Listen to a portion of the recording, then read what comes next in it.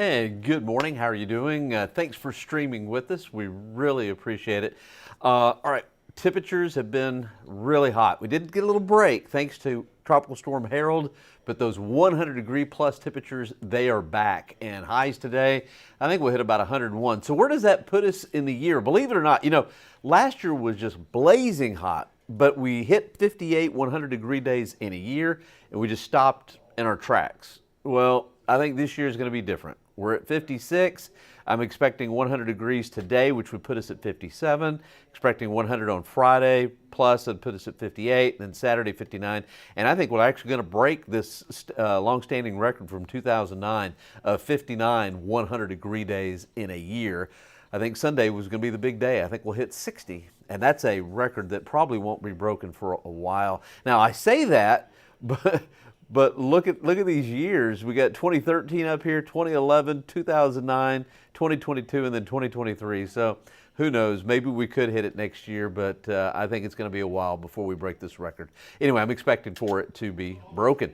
All right, summer high return. So what does that mean? That means 100-degree plus temperatures return, and we've got a frontal boundary next week. Temperatures will drop a little bit next week, and I'm expecting a chance for some rain next week. Matter of fact, in the 7-day I'll show you tomorrow, we may even have some isolated showers then as well. All right, today is a yellow day. That means it's a high peak demand day. Do not use or conserve your energy use, especially between 3 and 8 o'clock. Don't use those big appliances this afternoon and evening. Set the thermostat at 78 and also draw those blinds because energy matters. Outside, we're already at 98. It's 11:40 in the morning. Low this morning was 77. A little bit above average. We've been above average on the low for a long time. Just a little glimmer of fall. 57 was the record low today. Now, it was set a long time ago, back in 1891.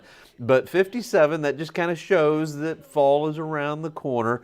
Record today is 103. We're not going to reach that. I think the high today will be about 101. Lots of sunshine today, 101 with the heat index of about 106. So make sure and take it easy. Stay hydrated as usual. Heat advisory is in place from Blanco County, Hayes County, down into Gonzales County, and also DeWitt County. There is an excessive heat warning in place from Austin over to Houston and then north and eastward from there. Here in the city, I'm expecting that heat index to be right around 106. All right, so the temperature now is 89, but this is really interesting. And this just goes to show how important soil moisture is in the temperatures. Harold came on shore there around Port Mansfield and then moved up kind of close to Cotulla, Del Rio, kind of like in that area. And so that's where the swath of the heaviest rain was. Well, look at the temperatures. 83 in Uvalde, 86 Cotulla, 86 Carrizo Springs, Del Rio's at 82. But areas that have not seen rain lately and that did not pick up rain from Harold, it's 92 in San Marcos, 95 in Columbus, 95 Hallettsville. Austin's coming in mid-90s at 95. So rain makes a big difference in temperatures. There is no doubt about that. All right, high temperature yesterday. We had a high yesterday. Let me see. Let's put this back where it should be, right about there. We had a high of 103. We didn't quite hit 100 yesterday at 98, but New Orleans, what a hot summer they have had over there. 102 with a heat index of about 112. So just smoking hot in Louisiana. All right, so this ridge of high pressure is back, and it's going to be with us for a couple of days, and that means lots of heat, and that's why I think that we will break that record, and we're going to hit 60, maybe 61 100-degree days so far this summer. Then that high is going to back off to the west. That's going to open the door for a frontal boundary for early next week. And I think we've got some chances for showers and some thunderstorms for early next week, and especially Tuesday into Wednesday of next week. I think temperatures will be below 100 for a high. At that same time, there's an area of low pressure that may develop in the eastern Gulf or the Yucatan.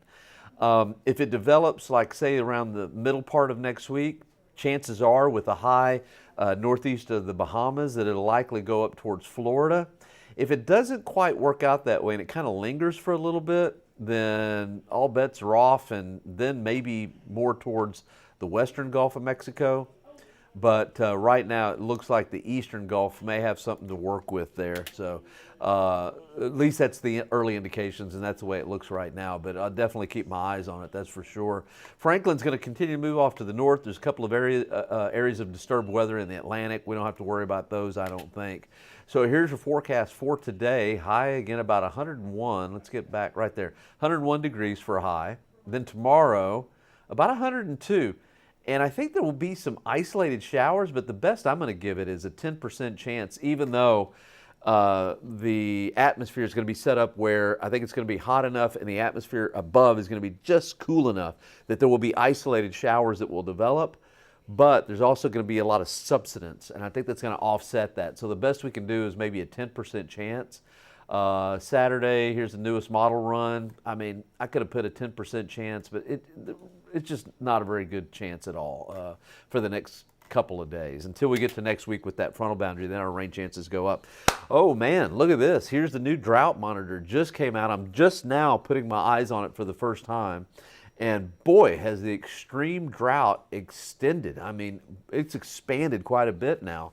Now all of Bexar County is an exceptional drought. Last Thursday and then before that, it was just northern Bexar County and the eastern hill country an exceptional drought. That exceptional drought, it doesn't get much worse than this, folks. I mean, that's a lot of territory, and that's a lot of dryness there. So, all right, here's the latest aquifer reading. Went up a little bit, 628.3, but boy, we're doing really bad on that aquifer. Mold's coming in at 9,870 and heavy. So here's your 7-day forecast. Today about 101 with a heat index of 106. Tomorrow 102. You know, and to be honest with you, I could have put a 10% chance in for Friday, Saturday, and Sunday, but I just don't think it's worth mentioning on Saturday and Sunday. High at about 102. And by the way, heat advisories are likely to come back, I think, tomorrow. And then early next week, here comes frontal boundary, dropping us down to about 100 to 99.